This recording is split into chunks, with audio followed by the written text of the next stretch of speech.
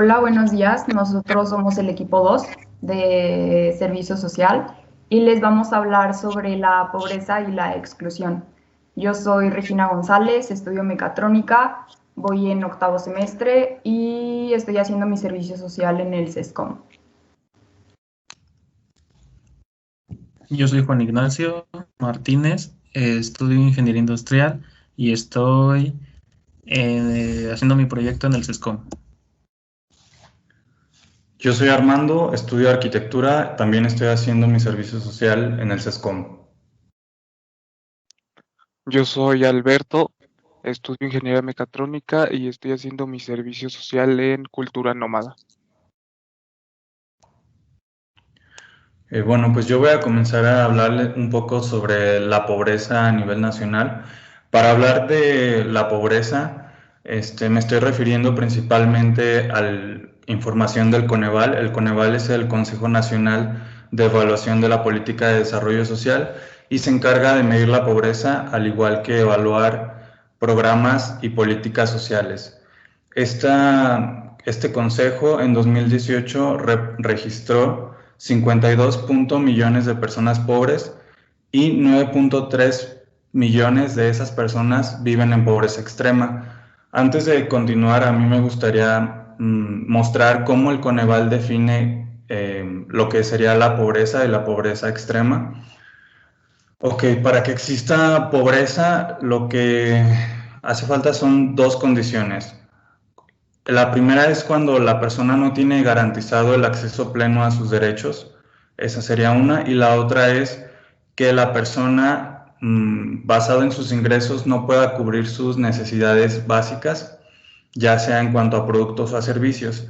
La pobreza extrema se considera cuando la persona no puede, además de acceder a sus derechos, tampoco puede cubrir con su ingreso normal sus necesidades básicas de alimentación.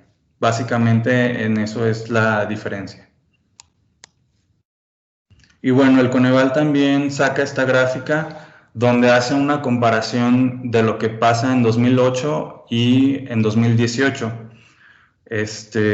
Bueno, principalmente vemos que el 41.9% de la población se encuentra en pobreza y un 7.4% de la población se encuentra en pobreza extrema. Estos números son mejores que los de 2008, sin embargo vemos que la población vulnerable por ingresos aumentó de 4.7 a 6.9, o sea que esas personas que lograron salir de pobreza pasaron a una situación donde aún son vulnerables y pueden regresar en algún momento fácilmente a una situación de pobreza. Dentro de los indicadores que el Coneval incluye para determinar lo que es la pobreza, incluye el rezago educativo, acceso a los servicios de salud, acceso a la seguridad social, acceso a la alimentación, calidad de vivienda y acceso a los servicios básicos en la vivienda. Además, bueno, yo investigué también en un informe que es de la OCDE, que se llama ¿Cómo va la vida en 2020? Y bueno, hace un estudio de los países que son miembros de esta organización. Y en México, bueno, obtuvo algunos resultados importantes. Bueno, algunos de ellos son que las principales problemáticas en México es la persistencia de la pobreza, el aumento de la inseguridad, efectos climáticos negativos y el desarrollo marginal de la educación y de las habilidades. México encabeza la lista de distribución más inequitativa de la riqueza. El 18% de los mexicanos más pobres destina casi la mitad de sus ingresos en gastos relacionados con la vivienda y aún así México es el país más desigual de la calidad de la vivienda. En el grupo de OCDE, la medida en hogares en condición de hacinamiento, que es el número de personas que viven en una determinada área, está en el 12% más o menos, y en México esta cifra asciende al 34%. Además, en México las mujeres representan una gran parte del trabajo informal y la mayoría de sus ocupaciones son precarizadas, Los puestos de dirección y liderazgo están ocupados en más del 80% por hombres. Y bueno, pues viendo un poquito más a fondo acerca de esto que comenzamos a ver acerca de las desigualdades, México es la economía número 14 a nivel mundial. Parece como si esto fuera pues una cifra buena, pero así como somos la economía número 14, también estamos dentro del 25% de los países con mayores niveles de desigualdad. E incluso también sobre el grupo que nos mencionaba mi compañero de la OCDE, somos uno de los 2 países más desiguales. Para que nos demos un poquito cuenta acerca de esto, el 1% de la población en México recibe el 21% de los ingresos de todo el país. Y este es un fenómeno que también es muy común en América Latina. Entonces, si la población de América Latina se dividiera en 10 grupos del mismo tamaño, categorizados según su nivel de riqueza, el grupo con mayor riqueza acumularía 70.8% de la riqueza y la riqueza restante se repartiría en los 9 grupos que quedan. También pues vemos que existen diferentes factores relacionados con la desigualdad. Uno, por ejemplo, pues es el género. Podemos ver en la gráfica de la derecha que por cada 2 hombres que trabajaban en el año 2000, trabajaba nada más una mujer. Y pues esta brecha se ha ido reduciendo, pero aún así pues sigue siendo bastante significativa. Y otra cosa pues también es la parte de pues los ingresos que recibimos las mujeres y los hombres, porque en comparación, por el mismo trabajo, nosotras recibimos un 22% menos. Otro tipo de desigualdades pues sería, por ejemplo, las desigualdades demográficas. En el mapa de la derecha podemos ver el acceso a seguridad social por parte de los diferentes estados. Podemos ver que los estados del sur son los que tienen pues un menor acceso, también son los estados con mayor pobreza, y esto también se liga con condiciones climáticas. En la gráfica de la derecha, en el mapa de la derecha, podemos observar que los estados que tienen mayores cantidades de lluvias en el año también son en general más pobres.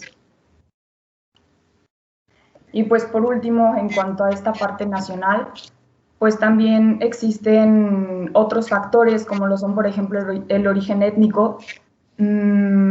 Cuando hablamos de población no indígena, alrededor del 40% pues está en el grupo de pobreza, pero cuando hablamos de población indígena ya hablamos acerca de un 70%. Y pues también están otros factores como la edad y las discapacidades. Entonces, pues en resumen sobre esta parte pues nacional, podemos decir que existen diferentes factores como lo son el género, la ubicación geográfica, que pues están fuertemente ligados con el grado de exclusión social y económica que existe en México. En cuanto a nivel local, yo les voy a platicar un poco de los datos que tenemos. Como sabemos, la problemática no distingue ninguna frontera geográfica y en cuanto a este punto, pues León no podía ser la excepción. Se tiene registrado que León es el 4º municipio a nivel nacional con más pobreza en el país. De acuerdo con los detallados por los integrantes de la OCL, se dijo que León es la población económicamente activa desde el 2006 al 2019. Solamente el 32.30% cuenta con servicios de salud en el empleo y solamente el 2.75% de ellos tienen acceso a una capacitación laboral. Panorama que denota la ausencia de programas de formación y capacitación para habitantes del polígono de la pobreza en León.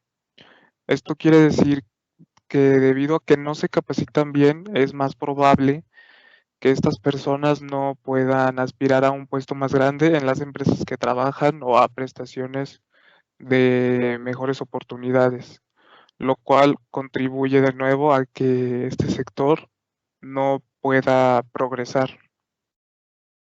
La ciudad de León, pese a ser una de las ciudades del país que aporta más al PIB nacional, se ubica con una de las ciudades que concentra el mayor número de personas con pobreza, con 669.307 casos, según informes del Observatorio Ciudadano de León.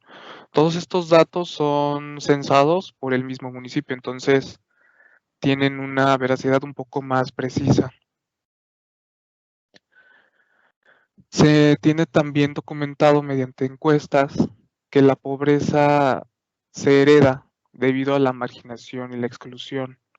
Esto quiere decir que la pobreza viene por generaciones. Por ejemplo, está el abuelo pobre, sigue el padre pobre y por lo tanto el hijo pobre. También encontré que según la movilidad posicional, 59 de cada 100 leonenses nacen en hogares pobres y se quedan pobres. Y 3 de cada 100 habitantes que nacen en hogares pobres logran alcanzar una mejor posición de mayores ingresos. En lo que se refiere a movilidad posicional, hubo un descenso en 2019. 60 de cada 100 ciudadanos que nacen en hogares más ricos permanecen en esta condición, que 4 de cada 100 leoneses que nacen en hogares más ricos descienden a una posición de menores ingresos. Entonces, en este sentido, el contraste es un poco fuerte. Poniéndolo en un plano general, está un poco equilibrado, pero no está equilibrado del todo, ya que pues las personas que nacen con una buena posición económica generalmente no descienden y la mantienen.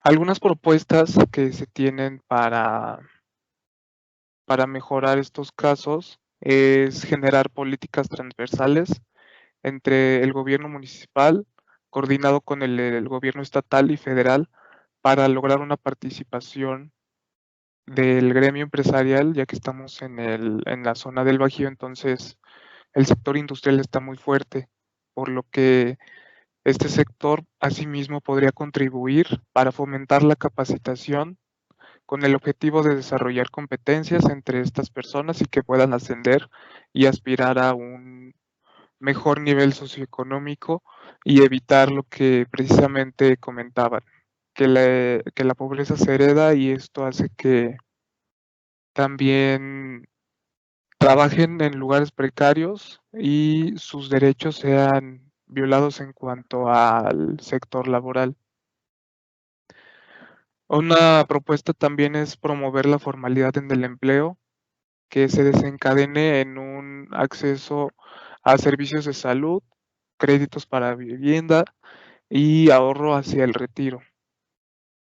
De igual forma, una propuesta y un punto importante que hay que atacar respecto a la pobreza es promover el impulso de la educación y también el desarrollo social, lo que va de la mano con la infraestructura en zonas de alta marginación. Esto para fortalecer los mecanismos de desarrollo social y económicos entre autoridades y empresarios, por lo cual beneficiaría de una buena manera a las comunidades o a las zonas geográficas que se encuentran en esta situación de pobreza. Y pues bueno, a nivel local encontramos muchas estadísticas, diferentes instituciones que hacen estos estudios como el INEGI o el Coneval. En internet podemos encontrar varias revistas y artículos que hablan de aquí en la zona de León.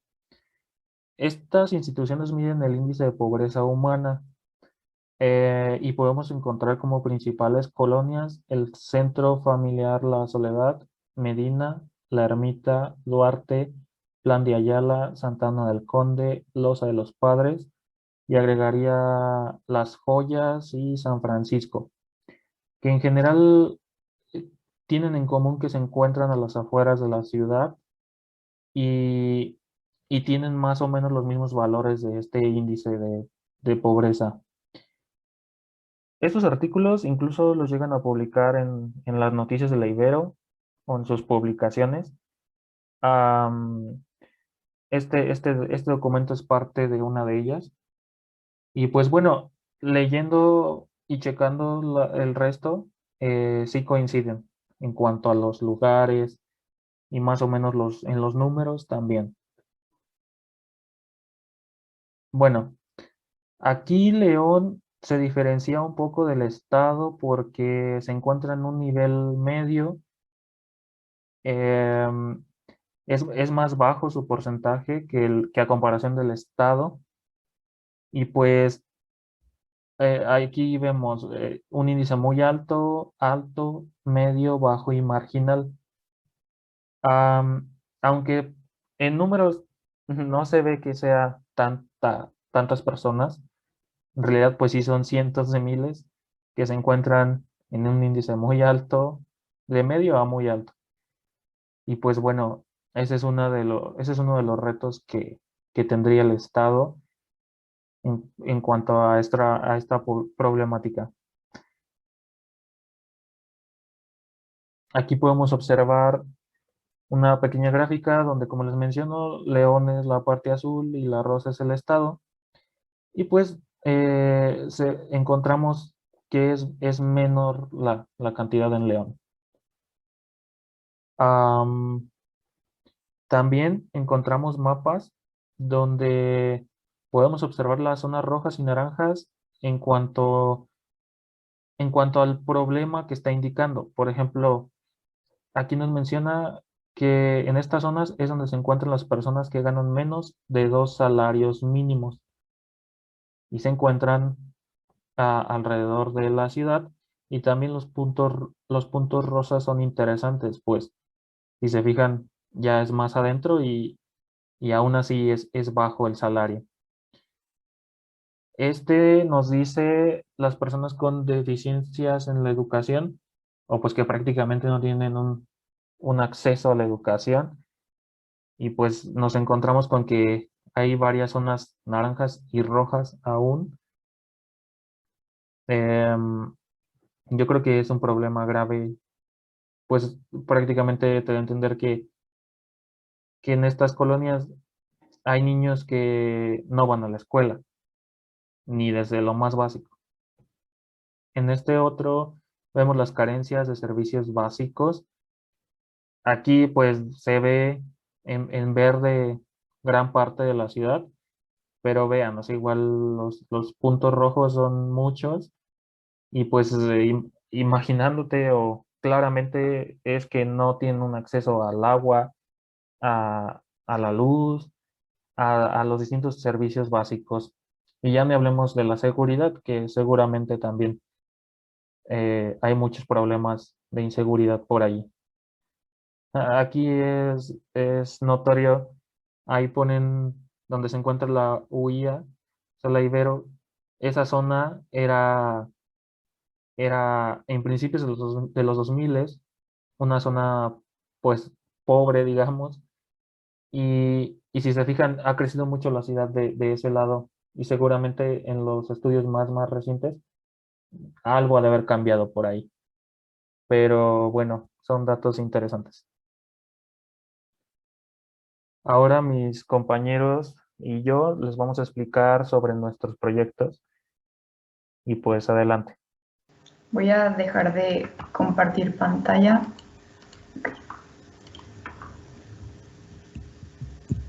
Muy bien. Ok. Bueno, pues yo soy, como les comenté, Armando, estudio arquitectura y actualmente estoy haciendo mi servicio social en un proyecto que se llama el ABC en el CESCOM. El CESCOM es un centro educativo que, bueno, principalmente trata problemas de pobreza y exclusión a través de programas educativos y pertenece a la Universidad Iberoamericana.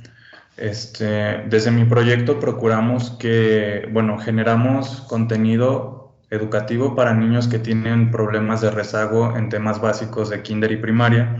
Esto para que, bueno, de manera satisfactoria ellos puedan continuar sus estudios primarios y evitar que abandonen la escuela.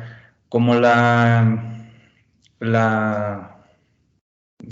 comunidad donde el SESCOM trabaja tiene altos índices de violencia, pues también es como una medida para prevenir que los niños sean atraídos por grupos criminales. Dentro de mis retos que he tenido, pues es trabajar con un enfoque creativo que mantenga a los niños entretenidos, ya que, bueno, el contenido lo tienen que, bueno, ver desde medios digitales, entonces a veces puede ser un poco más difícil para ellos y, bueno, ahí está principalmente el reto de mantenerlos entretenidos. Dentro de los aprendizajes creo que, bueno, básicamente es como cómo aplicar las herramientas para generar estos videos, pero también es un poco más allá, es, digamos, la importancia que tiene que un niño o niña pueda continuar de manera satisfactoria con sus estudios para que no se salga de la escuela. Creo que es muy importante y a veces no se toma mucho en cuenta que los niños pueden abandonar la escuela si empiezan a presentar rezago tras rezago. Entonces, eso es importante. Gracias. Y pues bueno, yo también, pues compartiendo un poquito, también estoy haciendo mi servicio social en el SESCOM y pues para no ser como repetitiva con esta institución, pues nada más también agregar que creo que lo único que falta decir es que se ubica acá en San Pedro de los Hernández, como a 5 minutos de la Ibero, y pues como menciona mi compañero, pues sí es un sector de la población que precisamente como lo vimos en este tema, pues pertenece a este grupo que pues es excluido de manera tanto social como económica y laboral. Entonces, parte de pues las vulnerabilidades que se tienen allá, pues es el rezago educativo y también pues una educación sexual que no es como la suficiente. Entonces mi proyecto va encaminado en este tema. Mi proyecto se llama ¿Quién soy? Y pues básicamente consiste en elaborar material didáctico de educación sexual para niñas y niños de primaria. Y pues esto me parece muy importante porque por lo que nos comentaban las encargadas del proyecto en el SESCOM, gran parte de las niñas y los niños que viven en esa zona, pues no se les da esta educación sexual, que pues es algo necesario y que tanto no se les da por parte de la escuela, como son temas que tal vez son tabús todavía que sus mamás, sus papás tal vez no se animan a hablar sobre esto con ellas y con ellos, y que pues a la larga esto genera muchísimos más problemas, genera pues embarazos no deseados, contagios de infecciones de transmisión sexual. Entonces es muy importante que también pues desde la primaria se dé acceso pues a una educación sexual pues de buen nivel.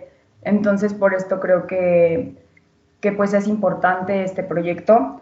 En cuanto a los retos que he tenido, pues creo que ha sido como encontrar la información adecuada y saber pues adaptarla de manera correcta para niñas y niños de secundaria, niñas y niños de primaria, porque pues obviamente el nivel de información que se les da pues tiene que ser gradual, tiene que ser algo que les parezca interesante, que les ayude a su aprendizaje. Entonces creo que ese ha sido como el mayor reto.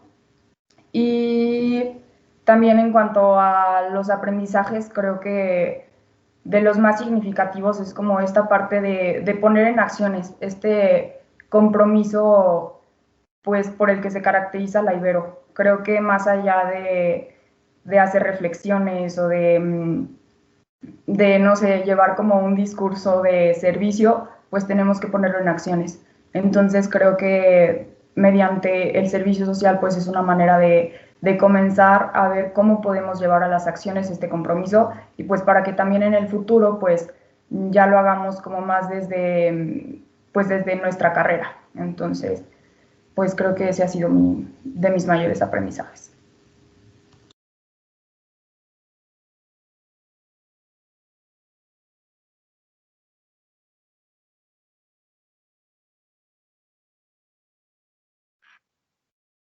Bueno, si quieren, para cambiarle un poquito de asociación, yo soy Alberto Márquez, estoy dando mi servicio en Cultura Nómada.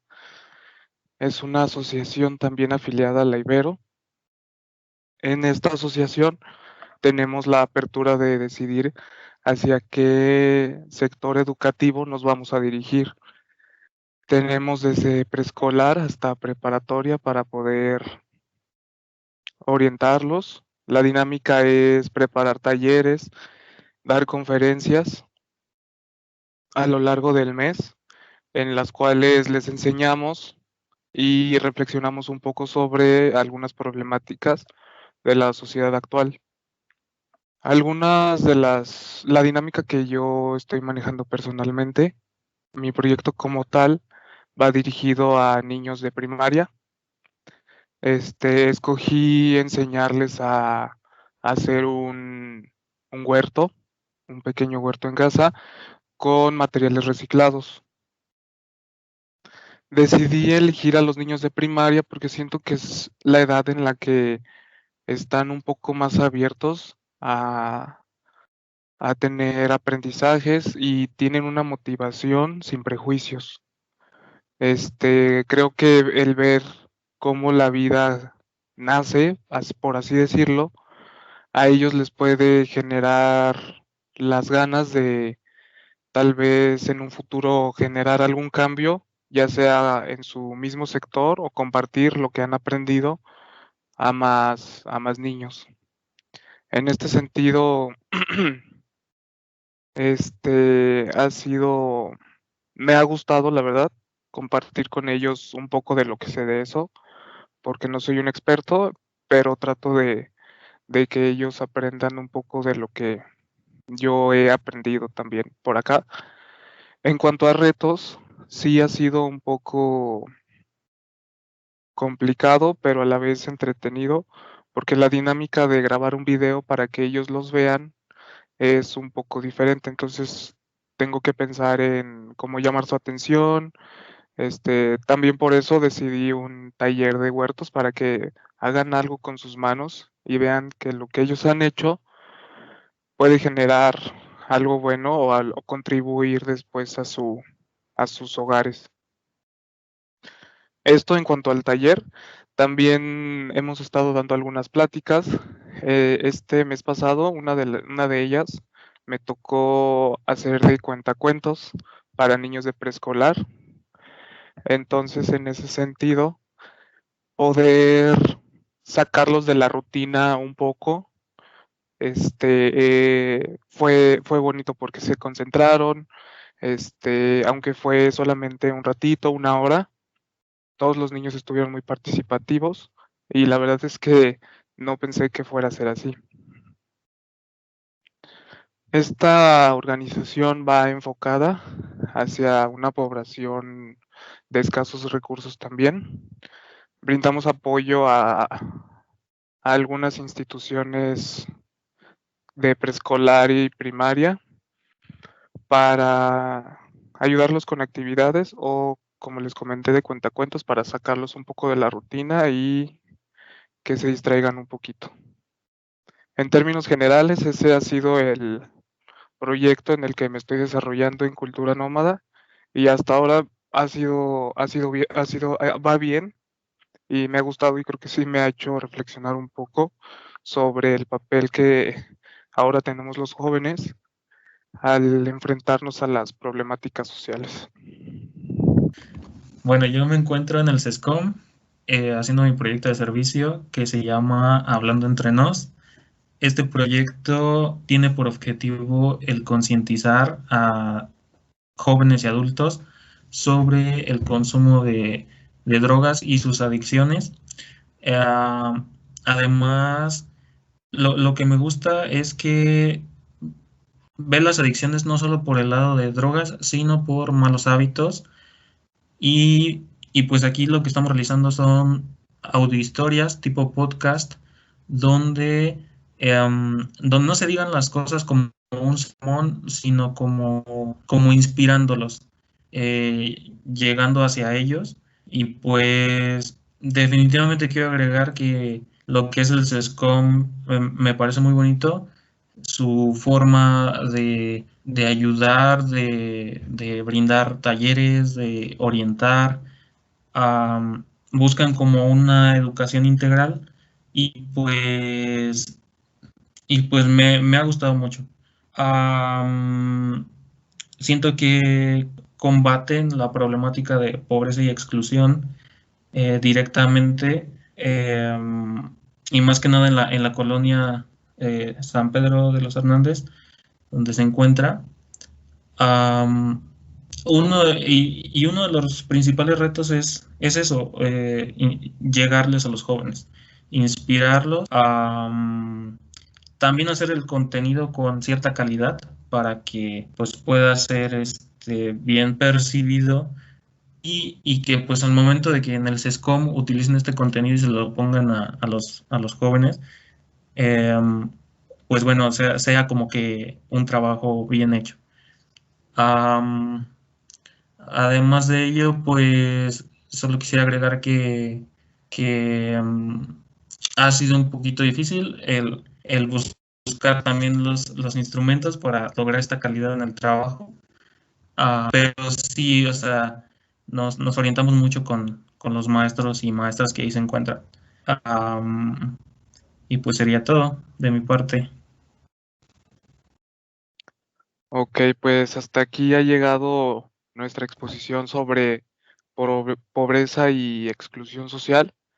Ojalá que les hayamos podido compartir la información más relevante y los datos más precisos, y que también nos haya ayudado y les ayude a ustedes a reflexionar un poco sobre la situación y el papel que tenemos nosotros como profesionistas para cambiar este panorama de pobreza y exclusión y poder hacer desde nuestra trinchera un poco más inclusivo el que las personas de estos sectores puedan aspirar a un buen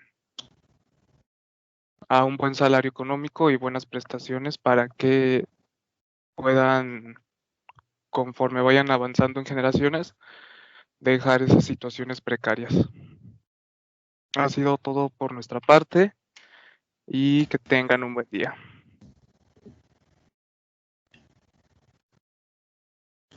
Gracias.